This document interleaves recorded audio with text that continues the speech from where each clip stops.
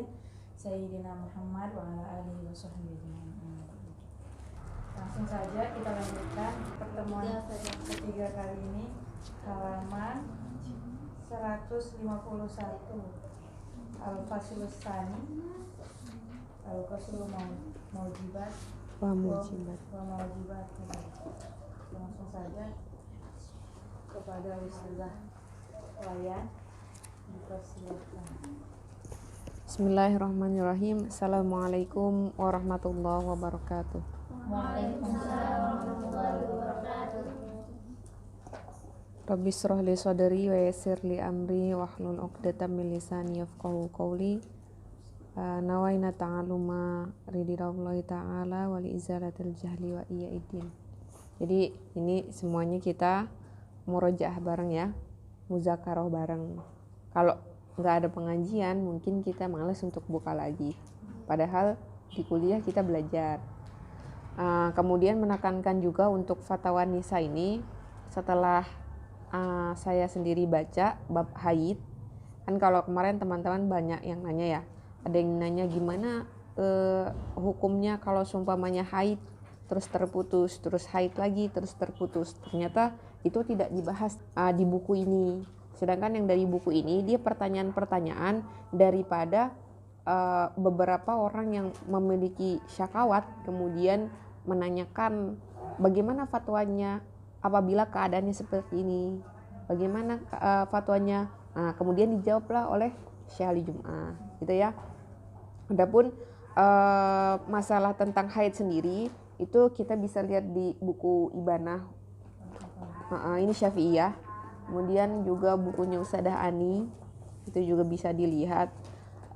Tapi sedikit nanti insya Allah kita masukkan beberapa pembahasan bab tentang haid.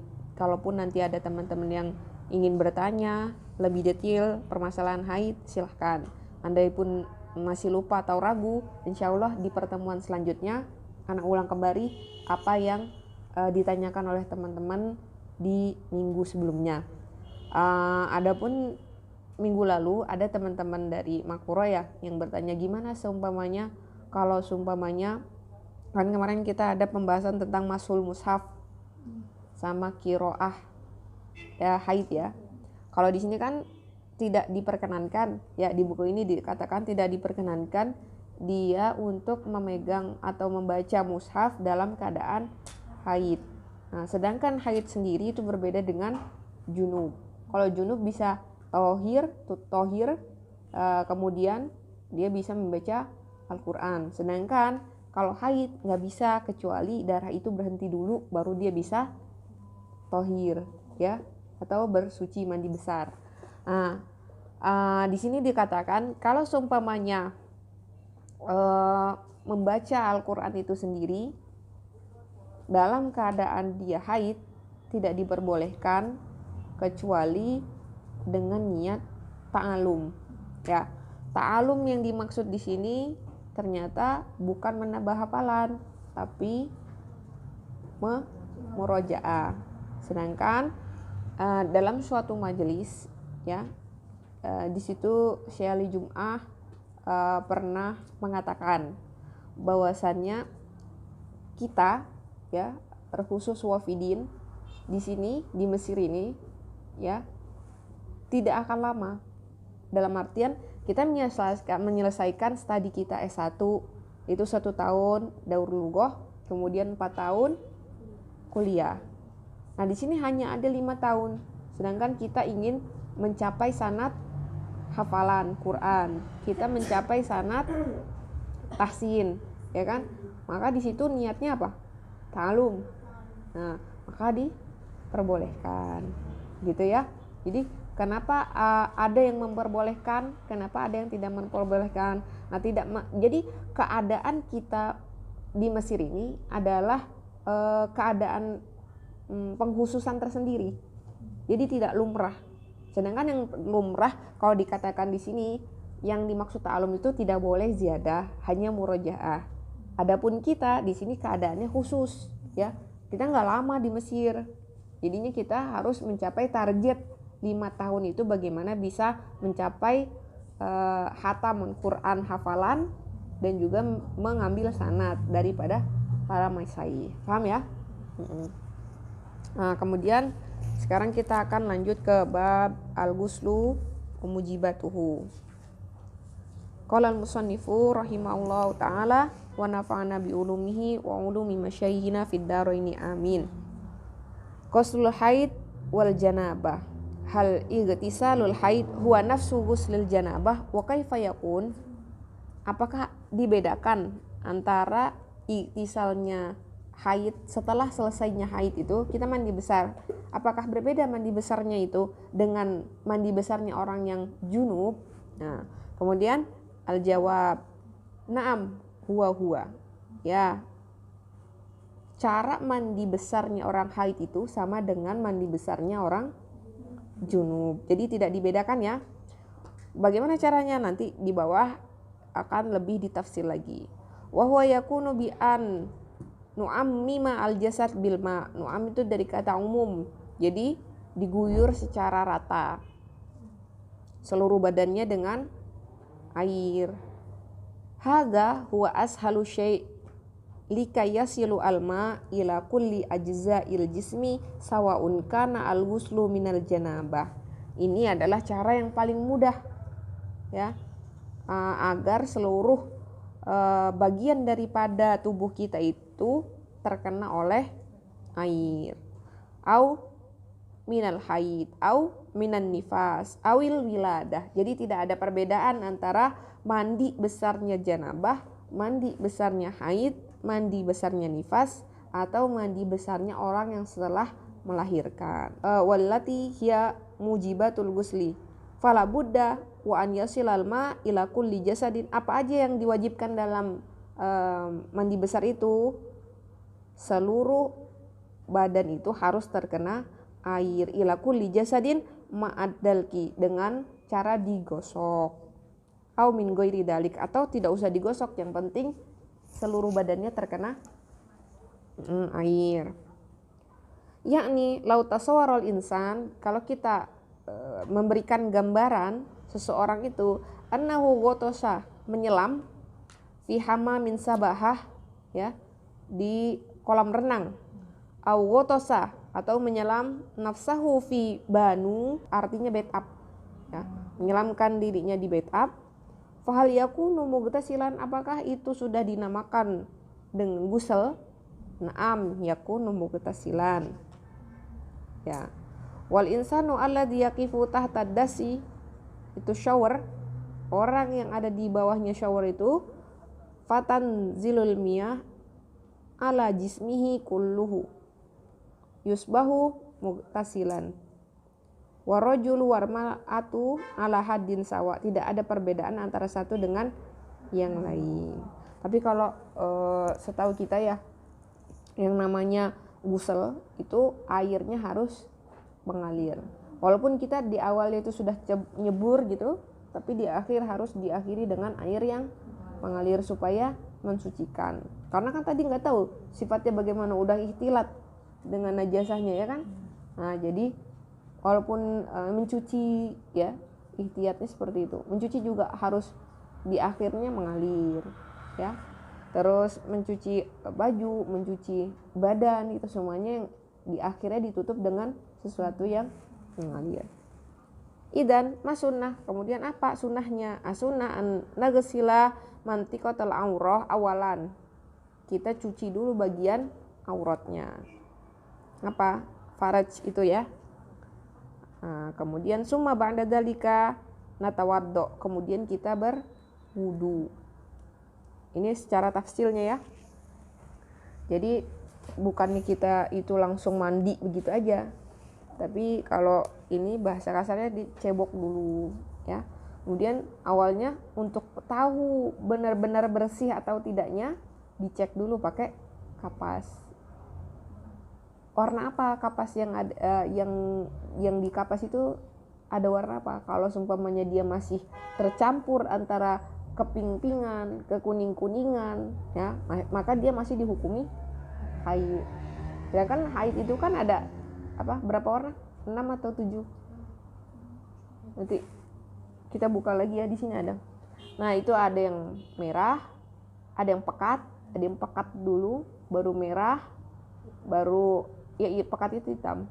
Ya terus merah, terus asfar, terus coklat, ya kan?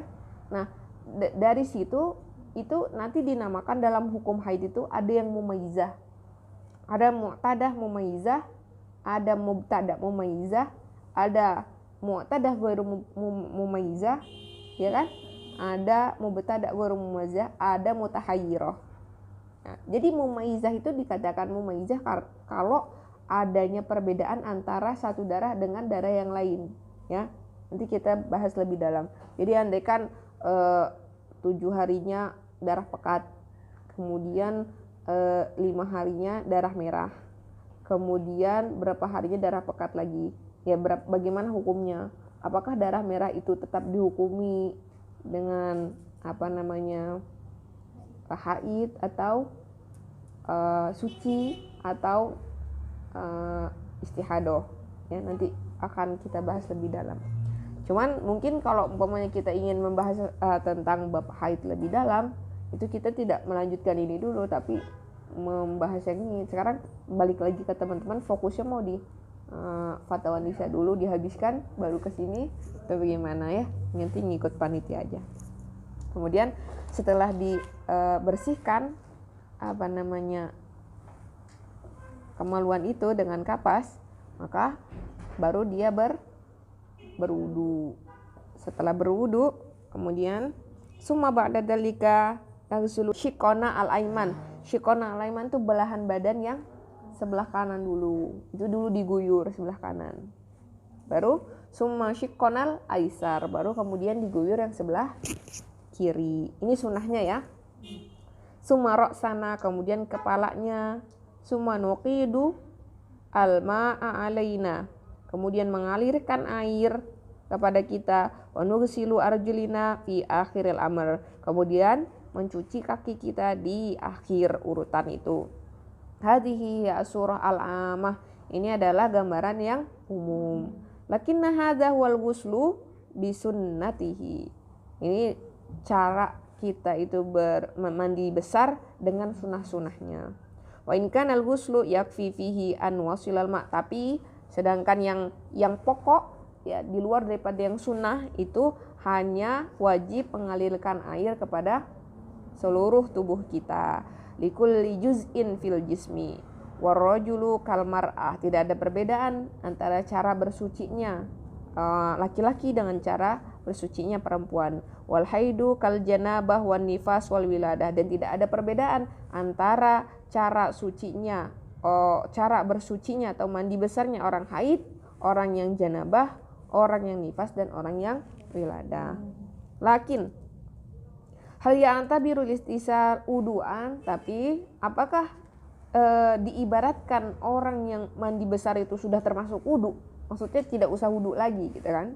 Di sini dijawab ya. Na'am ya antabirul iktisal wuduan. Iya, termasuk iktisal itu wudu. Tapi kalau seumpamanya Imam Syafi'i itu apa? Imam Syafi'i itu kalau seumpamanya wudu dulu di awal, di akhir, maksudnya di akhir ditutupi dengan wudu lagi atau tidak gitu kan.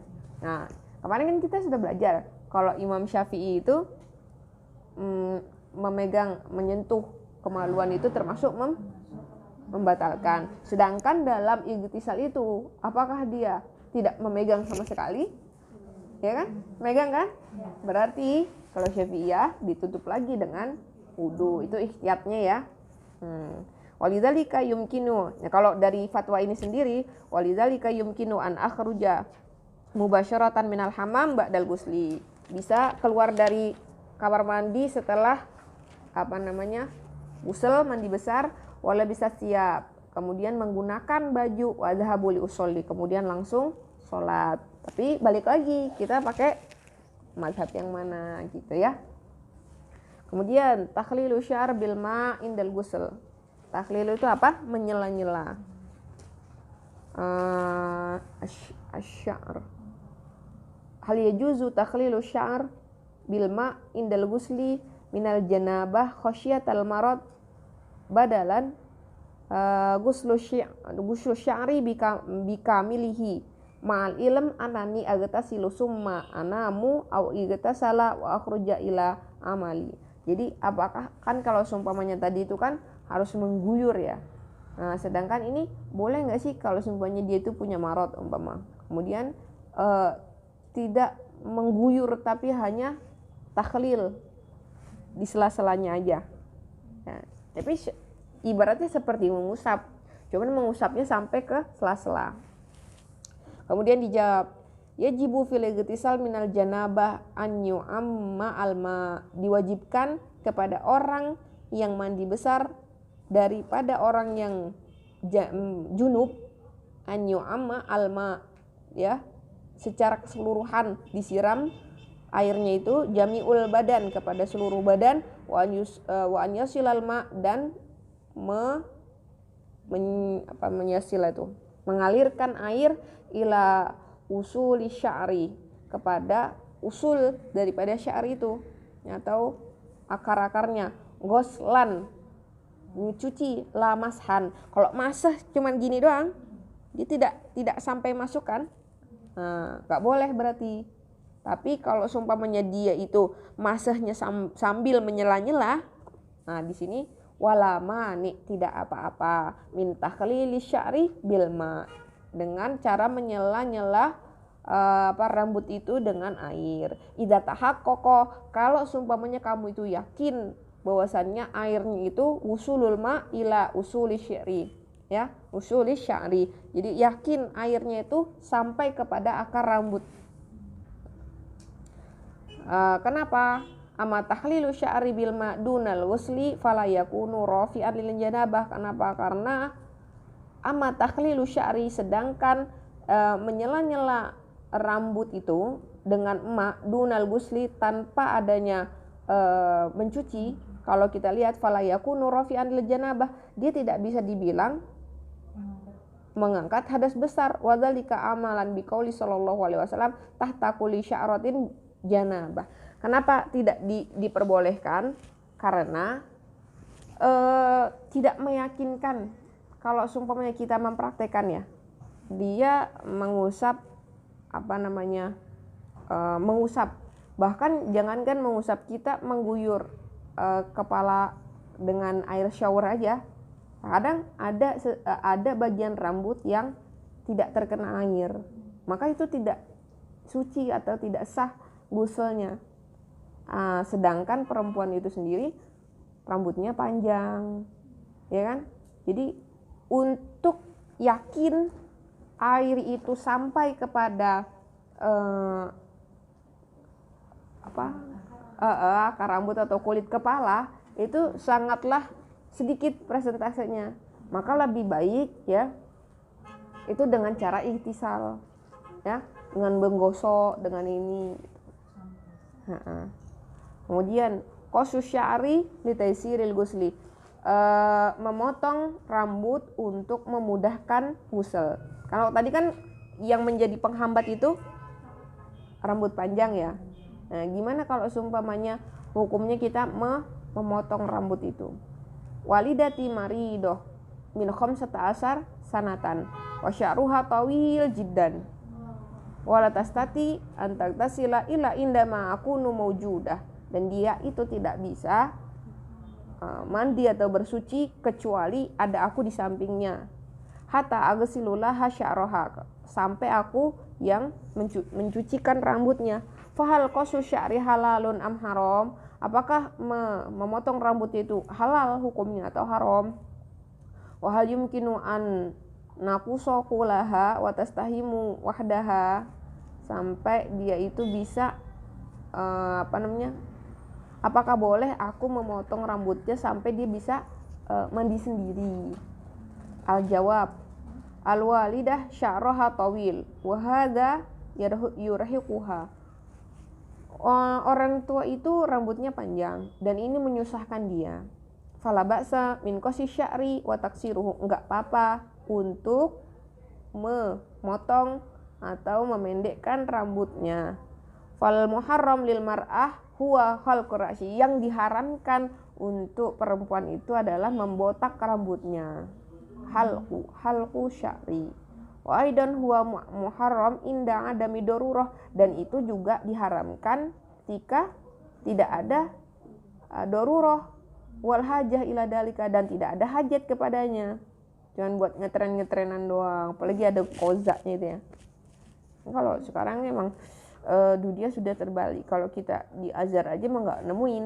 Cuman kalau kita keluar itu yang cowok kayak mirip cewek, cewek mirip cowok, terus rambutnya sampai nggak kelihatan itu beneran cowok apa cewek, bingung bedainnya ya kan, karena rambutnya dia ikutin gaya cowok ya kan, itu tidak diperbolehkan. Amalau ihtajana ila amrin, tapi kalau seumpamanya kita membutuhkan kepada membotaki itu ya, ida amrin tibbi ya, umpama di situ ada marot, kemudian di situ yuaddi ila halqi sya'ri al-mar'ah, sampai mengharuskan si perempuan ini membotak rambutnya, umpama banyak kutu atau umpama ya kan, daripada dia nanti menjadi penyakit atau borok atau apa, lebih baik terus kemudian ada fatwa falatiba ida aftu, kemudian difatwakan oleh para fatwa itu maksudnya diberi rekomendasi dari dokter untuk menggundul rambutnya supaya tidak lebih parah, karena ada kan kalau seumpamanya ini dia lembab kan jadinya kalau ada rambutnya itu, maka lebih baik dia dibotak.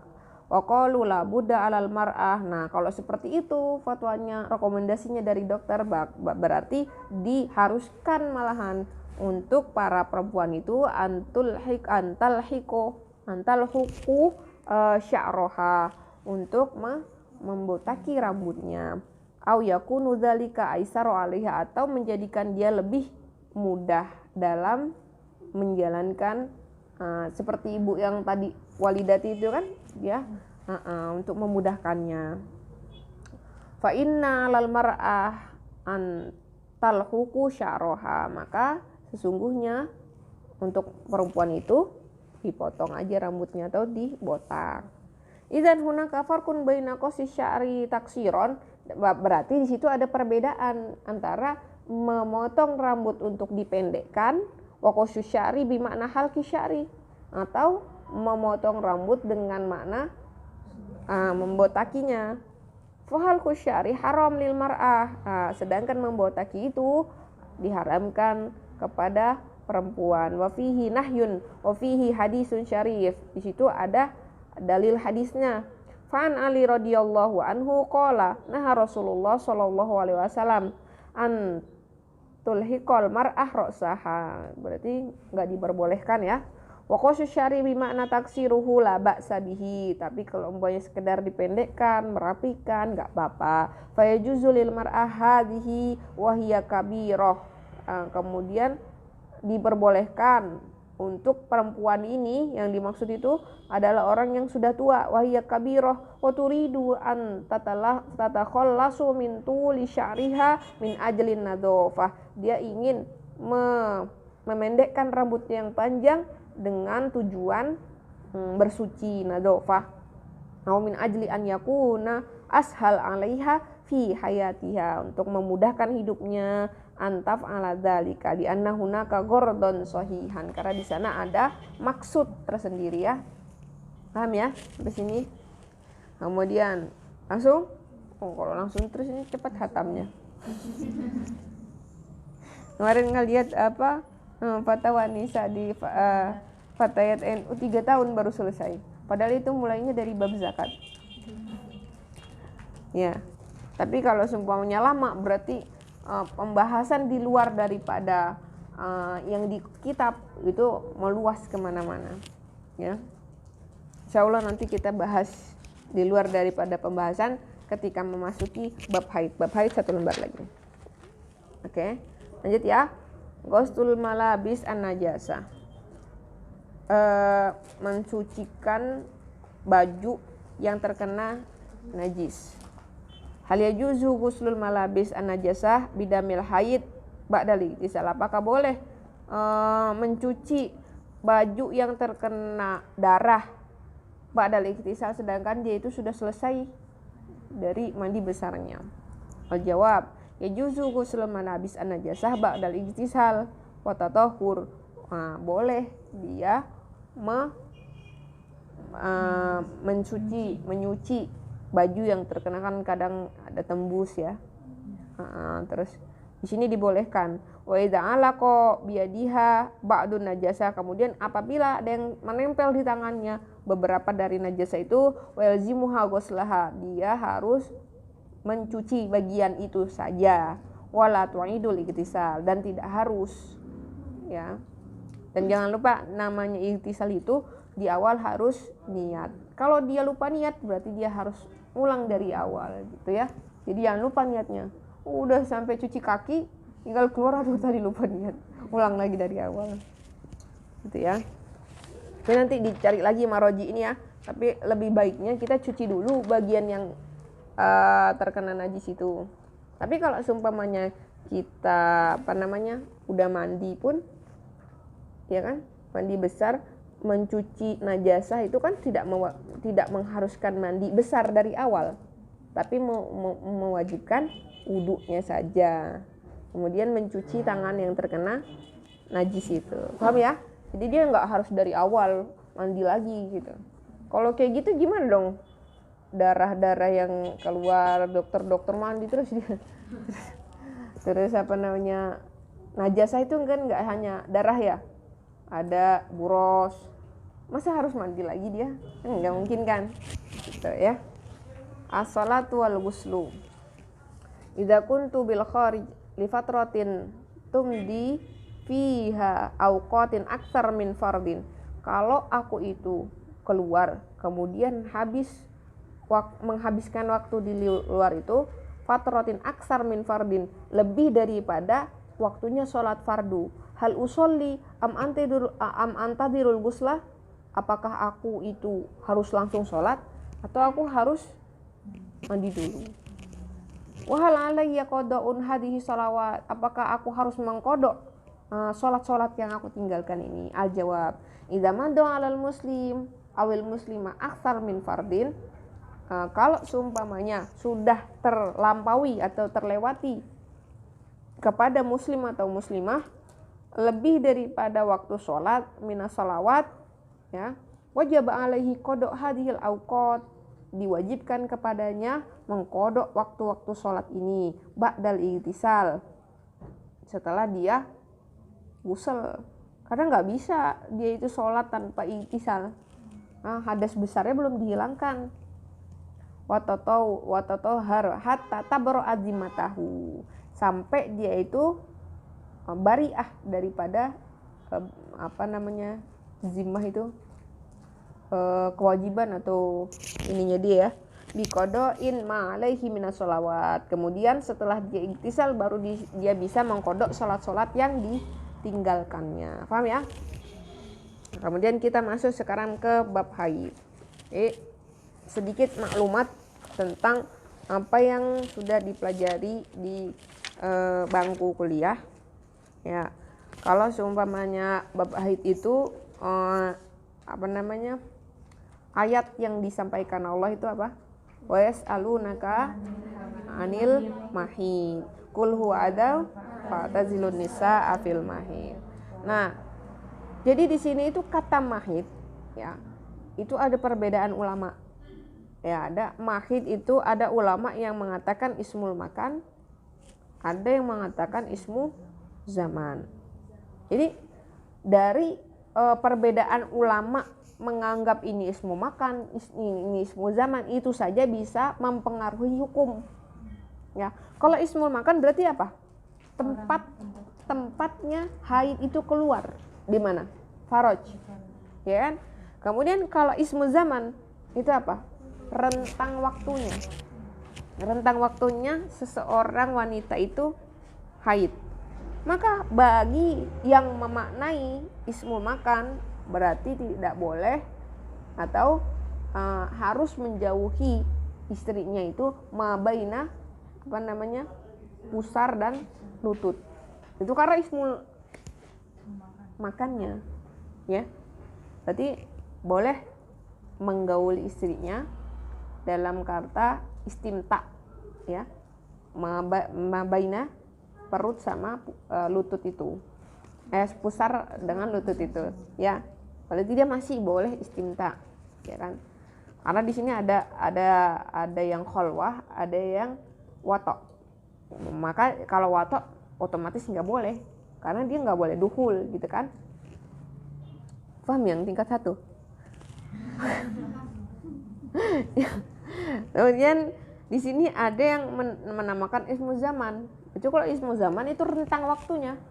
Berarti tidak boleh mendekati istrinya dalam rentang waktu itu. Berarti tidak boleh sama sekali untuk istimta dengan makna kholwat atau dengan makna duhul sekalipun, apalagi itu. Gitu ya, paham ya? Itu dari kata ismul makan sama ismul zaman itu memiliki makna yang berbeda dan memiliki hukum yang berbeda. Tuh. Kemudian kenapa Allah itu mensyariatkan adanya iddah itu dengan rentang waktu haid dan nako. Apa itu nako? Waktu bersih. Kenapa Allah itu mensyariatkan? Nah, namanya syariat itu ibaratnya seperti rambu-rambu lalu lintas, ya. Kan di sini ada, ya ahlan.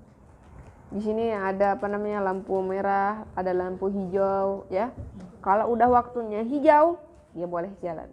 Kalau sudah waktunya merah, berarti harus berhenti, ya. Kalau kuning, hati-hati. Itu seperti syariat. Kalau kita ikuti rambu-rambu lalu lintas, itu dia bakal teratur jalannya. Kehidupan ini seperti ini.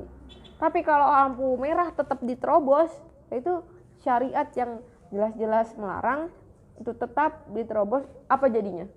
Lalu lintasnya macet di mana-mana, ya. Akhirnya bangun kubri lah. Soalnya orang Mesir nggak bisa dikasih tahu pakai lampu merah, harus orang yang berdiri, ya kan? Ya, jadi maksudnya itu apa-apa yang disyariatkan oleh Allah itu mesti ada hikmahnya tersendiri. Jadi kenapa disyariatkan dalam Islam yang namanya waktu iddah itu 3 kali haid, 3 kali suci? Kenapa? Jadi dalam hadis, ya, di syariah tingkat 4 itu dipelajari dalam maninya laki-laki itu berbeda antara satu dengan yang lainnya. Seperti halnya stempel. Kalau stempel kayak gini nggak bisa ditumpuk lagi dengan stempel yang lain, ya kan? Jadi nanti tulisannya berantakan. Jadi nggak bisa diihtilat. Nah, jadi maninya laki-laki yang satu dengan yang lain tuh nggak bisa ihtilat. Untuk menggugurkan yang mani suami yang lama itu dibutuhkan 3 iddah, ya, 3 kuru. Iddahnya 3 kuru. Di minggu pertama nanti dia akan gugur 33%. Kemudian di minggu kedua, maksudnya kuru yang pertama itu dia gugur 33%. Di kuru yang kedua dia gugur 67%. Di kuru yang ketiga dia gugur 97%. Makanya kenapa orang yang suka berganti-ganti pasangan itu terkena HIV. Karena maninya antara satu dengan yang lainnya ikhtilat. Kan nggak boleh. Ya. Itu kadang ada sesuatu syariat yang kita diberitahu kenapa, yang dimaksud dengan mengerjakan itu kenapa. Tapi ada juga sesuatu hal yang bersifat ta'abudi, ya. Kata Allah A, walaupun kita nggak tahu itu maksudnya apa gitu. Tapi ada beberapa yang mengandung hikmah, tapi hikmah itu nggak tahu kalau kita nggak mempelajarinya gitu. Paham ya? Nah, sekarang kita masuk ke bab haid.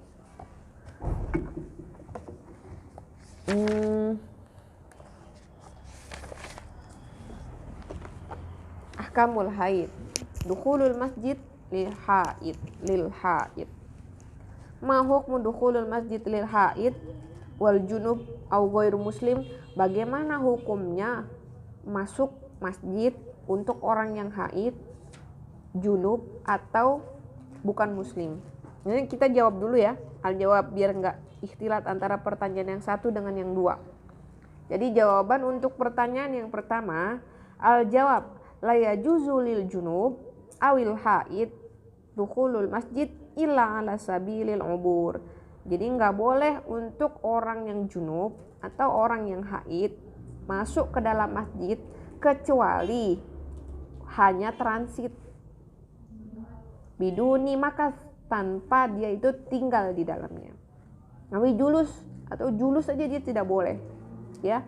Amalan biqauli ta'ala wala junuban illa abiri sabilin hatta tagtasilu. Amma dukhulu ghairul muslimin, sedangkan masuknya masjid kepada masuknya orang yang selain muslim ke dalam masjid itu fahuwa mubah, dia itu diperbolehkan. Qala ta'ala wa in ahadum minal musyrikin istajaraka fa'ajirhu hatta yasma'a kalamallah summa ablighu manah dzalika bi annahum qaumul la ya'lamun. Jadi kalau semuanya kita lihat di Azhar, kenapa banyak turis yang diperbolehkan masuk ke situ? Jadi selain dakwah, ya kan kita nggak tahu hikmah seseorang itu masuk Islam karena apa. Mungkin juga karena melihat majelis ilmu, mungkin juga karena mendengar ayat suci Al-Quran ditilawahkan di masjid, ya kan? Kayak tidak apa-apa adanya adanya orang baru muslim itu masuk ke dalam masjid. Adapun junub sama haid itu tidak diperbolehkan, ya, karena dia belum bersuci. Gimana dong orang yang haid kemudian dia masuk ke dalam masjid? Seperti kita yang di majelis ilmu, ya kan? Jadi itu kalau seumpamanya di zaman dulu itu kan belum ada softtek ya. Jadi kain-kain yang dipakai untuk untuk pembalut itu, dia tidak bisa menjamin tembus tidaknya, ya kan? Karena walaupun dia itu dikit ataupun dia banyak, walaupun dia itu kain, dia bisa tembus gitu. Tapi kalau sekarang balik lagi ke ihtiyatnya kita.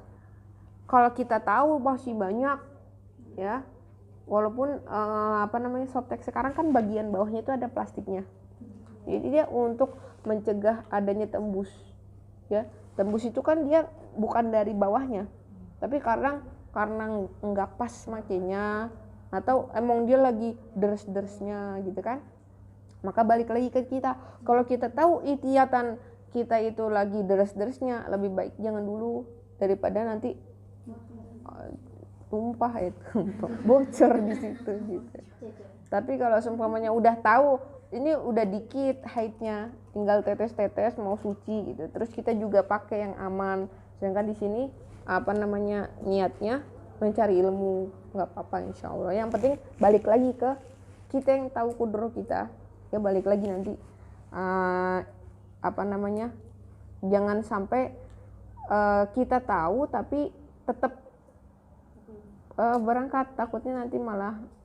Coba gimana kalau ada yang segitu lebarnya mau dibersihin? Ya.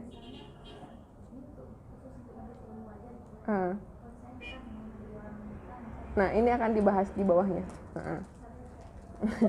Kemudian di sini ada pertanyaan nomor 2 ya. Hal yajuzu limar'ah an tadkhulul masjid wa hiya haid li huduri aqdun, ya, untuk menghadiri akad kiron di akhiha, pernikahan saudaranya gitu. Nih jawabannya, la yajuzu laha dzalika, tidak diperbolehkan untuk itu. Liqaulihi ta'ala fi suratin nisa, ya ayyuhalladzina amanu la taqrabus shalah wa antum sukara hatta ta'lamu ma taquluna wala junuban illa abiri sabili hatta tagtasilu. Lah ini kan shalah. Nah, yang dimaksudkan dengan la taqrabu sholah itu makna aku la taqrabu amakina sholah ay al masajid wal jawami ya, jadi jangan memasuki gitu. Fi halatil janabah hatta tagtasilu, dalam keadaan junub sampai dia itu sudah mandi besar baru dia boleh. Wal haid asyaddu minal fil janabah, sedangkan haid itu lebih daripada orang yang junub. Kenapa? Kalau junub tuh bisa langsung bisa langsung bersuci, sedangkan kalau haid itu tidak bisa. Fayahrumu alaiha dukhulul masjid, maka diharamkan kepadanya untuk masuk masjid. Illa idza kanat fi makanin mu'ad lidzalika mulhaq bil masjid, maksudnya itu kecuali di situ ada tempat yang dimaksud bersambung dengan masjid, mulhaq bil masjid kadaril munasib, seperti acara rumah ya kan. Wa iqamatil afroh, atau iqamatul afroh itu seperti pesta pernikahan. La fil musolli masjidnya. Kalau kita lihat di Darosah ini, di situ ada masjid kan? Di situ biasanya sering diadakan pesta pernikahan. Nah, jadi entah lantai satunya atau lantai duanya yang masjid, satunya lagi qoah. Jadi jangan memasuki tempat masjidnya, tapi masuki qoah tempat pernikahan itu, paham ya? Atau kalau seumpamanya kita lihat pernikahan yang di Indonesia, di situ ada masjid akad, tapi ada tenda juga, ya kan dia, maka jangan masuk masjidnya, tapi di tempat duduknya gitu, paham ya? Wa qad warada hadis fi sunani Abi Dawud, walakin fihi jahalah yaqulu fihi an-nabi, tapi di sini ini sudah disebutkan dalam Sunan Abi Dawud, tapi di sini ada mubham ya, jahalah yaqulu fi Nabi sallallahu alaihi wasallam la uhillal masjida li haid wala junub, aku tidak memperbolehkan masuk masjid orang yang haid dan orang yang junub. Wa fi hadisil Bukhari fi sholatil Id, dan dalam hadisnya Bukhari di dalam sholat Id, yaqulu an-nabi sallallahu alaihi wasallam wa ta'tazilul haidu musolla, maka orang yang haid itu maghrib ya, nyelesain dikit lagi ya. Wa qala al-Kasani fi bada'il sona'i wa amma hukmul haid wan nifas famana'a jawazu shalah wa shaum wa qiraatul Qur'an wa masul mushaf illa bigilaf, nggak boleh dia itu sholat, nggak boleh dia itu berpuasa, nggak boleh dia itu membaca Al-Quran, dan nggak boleh dia itu memegang mushaf kecuali bigilaf, dengan menggunakan selubung. Wa dukhulul masjid wa tawaf bil bait lamma dzakarna fil junub, dan masuk masjid dan tawaf nggak boleh ya. Ya, kita tunggu selesai aja dulu.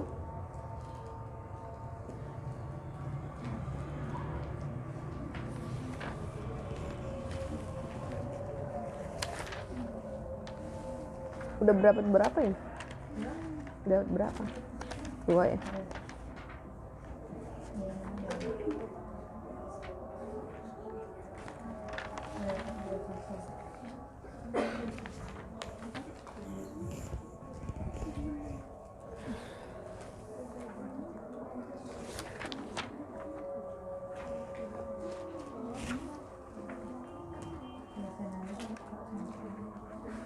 Berapa betul?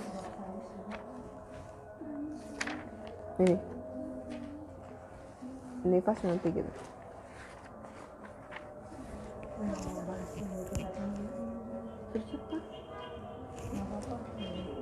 Sebenarnya nggak bisa di sini. Ini lebih berat soalnya, lebih daki. Yang mana yang mau difokusin?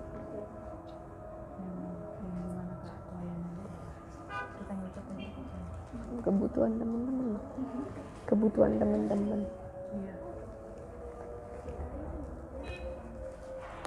Mau sholat dulu apa lanjut?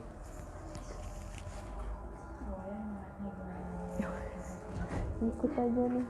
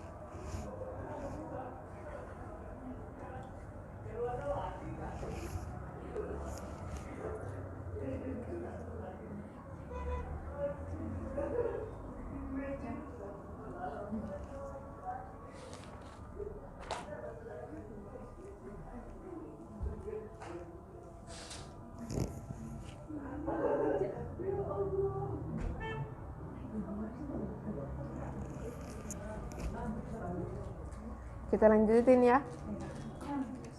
Al-jima wal haid. Mal hukmu fi rajulin jama'a zawjatahu asna al-haid wa hal alaihi kafarah. Wa mal hukmu fi rajulin jama'a zawjatahu ba'da intihai muddatil haid wa qabla an tagtasil. Bagaimana hukumnya seorang laki-laki yang menjima istrinya ketika di pertengahan haid, dan apakah dia mendapatkan kafaroh? Kemudian pertanyaan yang kedua, wamal hukmu fi rajulin, dan bagaimana hukumnya apabila ada laki-laki menjima istrinya ba'da intihai muddah, setelah dia selesai haid tapi dia belum bersuci, ya.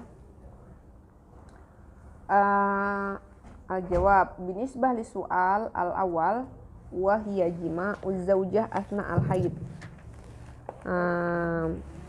Dari pertanyaan yang pertama ialah ketika dia itu, laki-laki itu menjima istrinya di pertengahan haid, fal hukmu annahu haram, maka hukumnya itu jelas ya, haram. Wa yajibu at-taubah. Wa taubah maknaha daiman annana naqla anizan zanbun. Taubat itu maknanya kita melepaskan dosa yang dulu pernah diperbuat. Wa na'zam, berazam ala alla na'udu ilaihi abadan, untuk tidak kembali kepadanya. Wa nastaghfirullah subhanahu wa ta'ala wa nandam, kemudian kita memohon ampun kepada Allah dan menyesal. Wa in kana adzanbu fi haqqin min huquqil bashar. Ini indahnya Allah itu memberi syariat ya. Tapi apabila wa in kana adzanbu, dosa itu fi haqqin min huquqil bashar, hak daripada manusia lainnya, naruddu hadzal haq li sahibihi, maka kita akan mengembalikan haknya ini kepada manusianya, ya. Wa in kana tajibu fihi kafarah qumna bi fi'lil kafarah. Jadi gini, jadi kemarin di dalam pembahasan qawaid fikih itu, ketika sesuatu itu bersangkutan dengan haknya Allah, maka Allah akan memberikan dispensasi. Contohnya apa? Kita safar, sholat yang tadinya 4 rakaat boleh dikosor jadi 2. Sholat yang tadinya duhur sama asar boleh dijamak, ya kan? Itu kalau hal-hal yang bersangkutan dengan hak-haknya Allah. Atau apa? Marid, kemudian dia tidak bisa menjalankan puasa gitu kan, maka boleh membatalkan kemudian dikodok, ya. Kemudian sholat jamaah, kalau bagi laki-laki itu kan dia atau sholat Jumat, dia diwajibkan untuk pergi ke masjid. Tapi ketika ada hujan deras, badai, maka digugurkan kewajiban. Pokoknya apa-apa yang bersangkutan dengan haknya Allah, Allah beri keringanan. Tapi Allah nggak terima ketika ada hak hambanya yang lain dengan hamba yang ini, itu tidak ada keringanan. Contohnya apa? Seorang A ini berhutang kepada B, tapi dia nggak bayar-bayar, maka boleh bagi hamba yang B ini menjual harta bendanya A untuk membayar hutangnya. Karena dia bilang dia nggak punya uang, tapi dia punya mobil. Dia nggak punya uang, tapi dia punya rumah, ya kan? Berarti kan ada untuk dibayarkan, gitu. Jadi kalau umpamanya boleh. Sampai waktu itu ada permasalahan bagaimana kalau seumpamanya seseorang yang menelan berlian, menelan berliannya orang lain, ya kan? Kemudian apakah terus dia meninggal, ya, dia meninggal, apakah harus dikembalikan berliannya ini atau dibedah dengan cara dibedah atau nggak usah gitu. Jadi kerennya tuh gini, kalau seumpamanya dia punya harta benda yang mencukupi harga berlian itu, bayarkan dengan itu, ya kan? Kalau dalam Islam itu kan ada hifdun nafs, hifdul mal, hifdun nasab, ya kan, dan sebagainya. Nah, jadi dari hifdun nafs itu untuk melindungi dirinya. Jadi dia punya harga dalam tubuh itu ada hak Allah. Allah yang menciptakan, ya kan? Kalau seumpamanya membedah, itu kan berarti dalam penciptaan Allah nih. Kalau kayak ini, nggak boleh kan untuk mancungin hidung, ya kan? Nggak boleh kan? Ini karena ada haknya Allah di situ, ya. Jadi kalau seumpamanya membedah itu kan termasuk merusak ciptaan Allah itu, ya kan? Tapi karena di situ di perutnya dia itu ada hak hambanya, maka harus dibalikin dengan cara dibedah. Kalau seumpamanya dia punya uang dengan harga itu nggak usah, yang penting hak hambanya itu sudah tertunaikan, nggak usah dibedah, asalkan jangan ada yang maling mayatnya aja. Kalau kita pengen yang berat itu walaupun ada yang serupa, dibelikan yang sepadar dengan itu, ya kan? Tapi ya itu balik lagi kepada ridho si orang yang punya berlian itu, ya kan? Kalau dia nggak ridho ya tetap harus bedah itu. Jadi apa-apa yang bersangkutan dengan hak hambanya Allah nggak bisa gugurkan. Tapi apa-apa yang bersangkutan dengan hak Allah itu ada keringanannya. Itu luar biasanya gitu ya. Nah, sekarang kita lanjutkan. Sampai mana tadi lagi?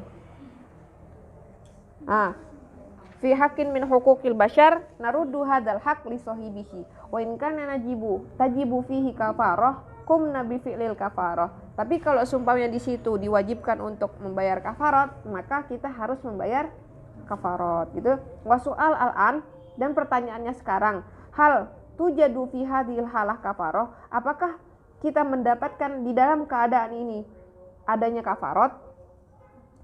Na'am kafaratuha dinar. Iya, dia mendapatkan kafarah 1 dinar. Wa dinar hadza ma miqdaruhu, dan dinar ini ya berapa timbangannya atau berapa nilainya, miqdarnya. Ibaratun an arba'atu jaromat warubu minad zahab, 4 gram seperempat, 4/4 gram. Jadi 1 dinar itu nilainya setara dengan 4/4 gram zahab, emas. Mahal banget berarti. Wa zahab al maksud huna, dan emas yang dimaksud ini iarnya itu, kalibernya itu 21 karat. Itu ya. Fana'rifu samanihi minal jaraid wa nadribuhu fi arba'atu jaromat wa rubu. Nah, kemudian kita bisa tahu harganya itu dari kalibernya itu berapa timbangannya dan berapa karatnya. Karena beda karat beda harga ya. Mahya hikayatu arba garamat warubu ahadin. Kemudian di sini jelaskan tentang bagaimana sejarahnya bisa jadi seperti itu. Hadza kana waznud dinar fi ahdin nabi, ini ketika berat dinarnya itu di dalam masanya Nabi sallallahu alaihi wasallam. Wan Nabi sallallahu alaihi wasallam yaqulu fi kafaratin min man jama'a zaujatahu fil haid. Dan kemudian Nabi ini berkata kafaratnya orang yang menjima istrinya di dalam keadaan haid, innaha dinar, dia itu 1 dinar. Wa fi riwayatin ukhra innaha nisfu dinar, dan dalam riwayat lain dia ada 1/2 dinar. Wal fuqaha jama'u bainal amrayn, kemudian para fakih itu memadukan antara dua hal tersebut.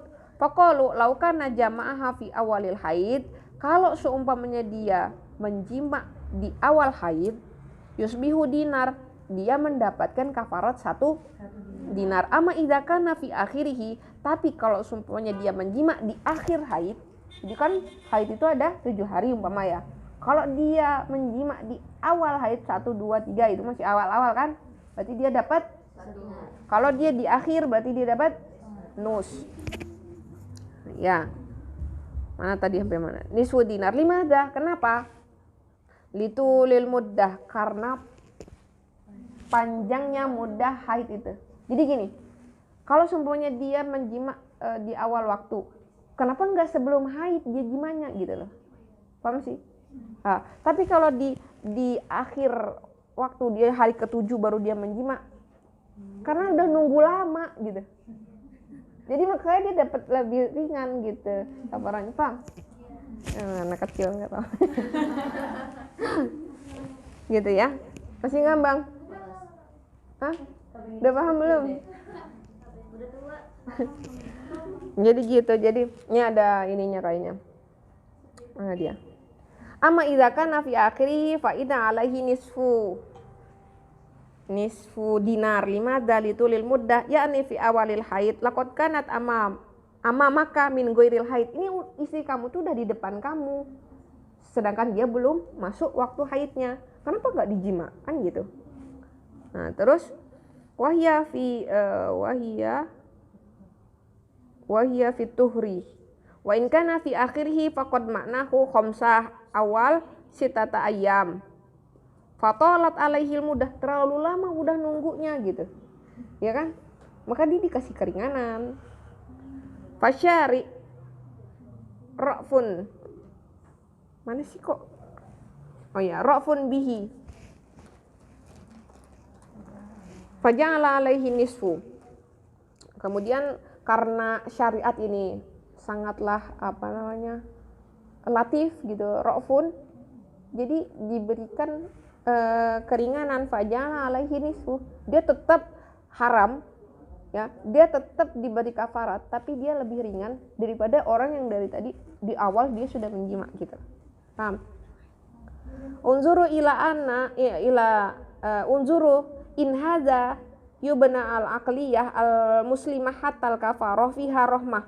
Kalau seumpamanya kita ngelihat sampai kafarot, ya, kalau umpamanya kita melihat dengan akal kita, akal sehat kita, sampai setingkat kafaroh itu sendiri ada rahmatnya tersendiri gitu loh. Ya, ada rahmah atau kelembutan atau maksudnya kebijakan, kasih sayang Allah di dalamnya gitu.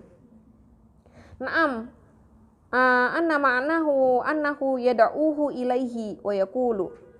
Oh, naam. Dari tadi tuh bacanya kemana-mana. Naam, anna a'lam annahu asa, iya, kata beliau kan, aku tahu ini tuh adalah perbuatan maksiat gitu. Karena harusnya kalau menjima istri dalam keadaan haid itu haram dong, gitu kan? Annahu asa wa annaha sayyi'ah, dan itu adalah perbuatan yang jelek gitu. Wa annaha qazurat, itu sama aja maknanya. Wa annaha masaib, itu adalah musibah. Fa innama yarhamuhu syar'i, sedangkan ketika syariat itu memberikan kasih sayangnya, fahal dzalika ma'annahu yad'uhu ilaihi, apakah itu maknanya kamu dipanggil untuk melakukan kemaksiatan? Kan enggak gitu kan. Wa yaqulu lahu kafaratuka nisfu dinar waf'al wala haraj, maka dibilang kafarat kamu itu setengah dinar. Maka la li annal insan yakhafu minal ma'asi kullaha wa li annahu yanbaghi alaihi an yakhafullah. Bukan maknanya itu untuk memanggil kepada kemaksiatan, tapi di situ ada rahmatnya Allah sendiri gitu. Wa hunaka labudda min man dzakara mas'alah ukhra muhimmah ala wa hiya annal haid syai'un ta'rifuhul mar'ah. Di situ ada permasalahan lain lagi. Nah, haid itu adalah sesuatu yang diketahui oleh perempuan. Walakinna aglab nisa hadzal asri la ya'lamna syai'an.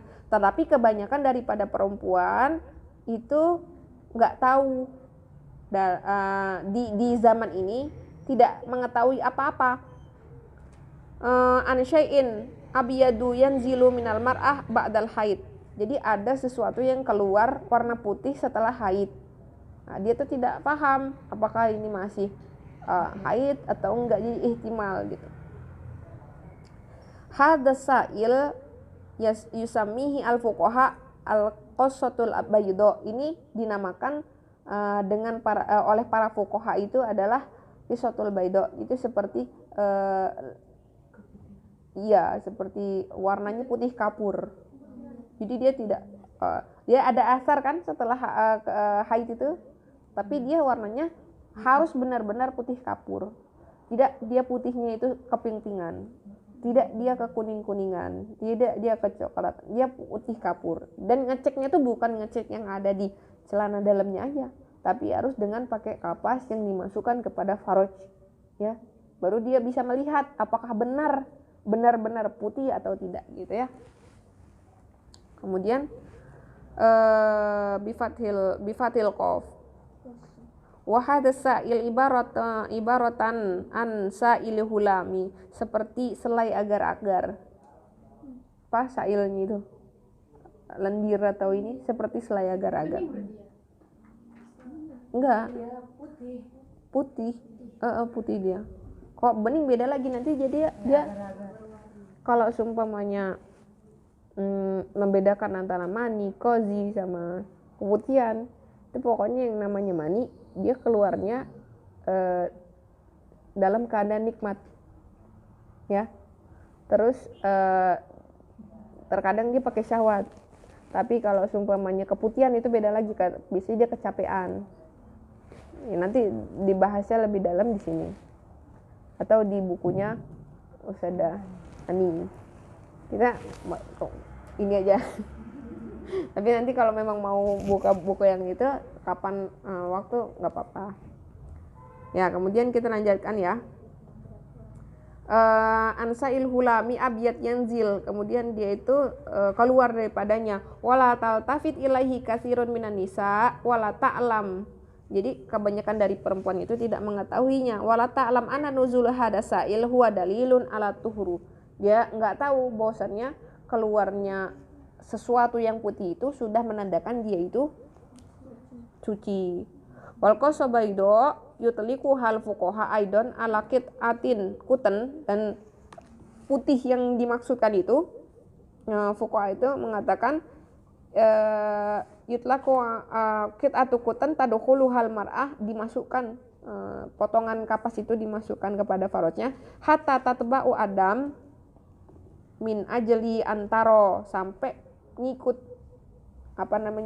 kalau ada sesuatu di dalam merah dam itu sendiri atau kosoh baido itu sendiri, min ajli antaro hal tahurat amlam tathur, apakah dia itu sudah termasuk kepada suci atau masih haid. Fa idza qalat li zawjiha innaha taharat lakin lam taktasil ba'du fa hiya junub.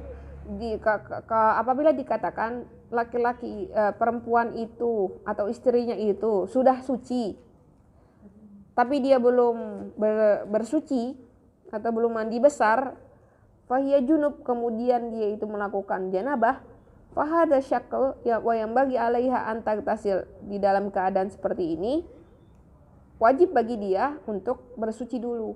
Fatagtasilu summa tusolli, dia bermandi besar kemudian dia sholat. Wa idza lam tagtasil la yajuzu lirajul an yuqarribaha hatta tagtasil. Kalau seumpamanya dia itu belum mandi besar, maka enggak boleh untuk suaminya itu menjima istrinya. Lakin madza yahdusu idza qarrabaha, kemudian apa yang terjadi kalau seumpamanya tetap didekatin?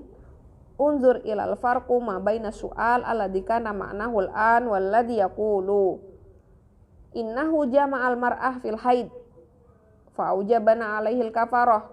Orang yang mencima istrinya dalam keadaan haid, yang tadi itu yang sudah kita bahas, kita wajibkan kepadanya membayar kafarat.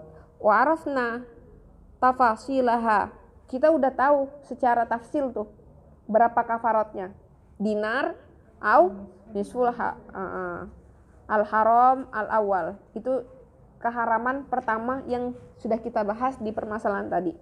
Fahada haram, wahada haram. Ini sesuatu yang haram. Mana dia? Kok tulisannya kemana? Wabaina annahu jama'ah ba'dal haid. Nah, sedangkan ketika dia menjamak istrinya setelah selesai mengalirnya darah haid itu, wahuna la kafaroh alaihi. Dan di sini tidak ada kafaroh kepadanya. Huna qad irtakaba syai'an haraman akhaf minal haram. Jadi yang tadi itu kan darahnya masih mengalir, tapi tetap dijima. Sedangkan yang sekarang itu darah haidnya sudah berhenti dan dijima, tapi dia belum mandi. Nah, jadi dia itu melakukan keharaman tapi lebih ringan, akhafu haraman, ya. Fahada haram, wahada haram. Ini sesuatu yang haram, ini juga sesuatu yang haram. Cuman ini haramnya lebih akhaf. Lakin hada ismuhu akhaf minal akhor. Tapi haram yang ini tuh dosanya lebih ringan daripada yang lain. Fal hurmah takhtalifu fal asya'u tusbihu haraman marratan wahidatan. Jadi keharamannya itu ikhtilat. Fal asya' tusbihu haraman marratan wahidatan. Dan sesuatu itu menjadi haram satu kali. Walakinnaha tazdadu hurmatan kullama istahanat biha au istahallalat al fujur biha. Wa khudh masalan yuwaddihu lakal farqu baina surataini. Nah, kalau umpamanya kita enggak paham di atas kita ambil permisalan dari dua surah yang di bawah ini ya.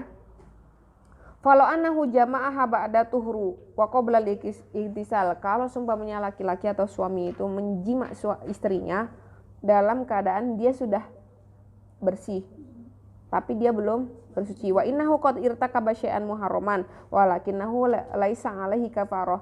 Dia itu sudah melakukan keharaman tapi dia tidak diwajibkan kafarah.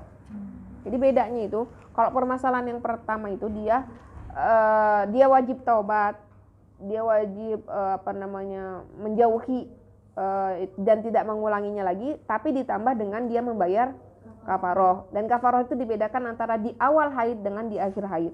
Nah, kemudian yang kedua, dia udah suci tapi dia belum bersuci, belum mandi.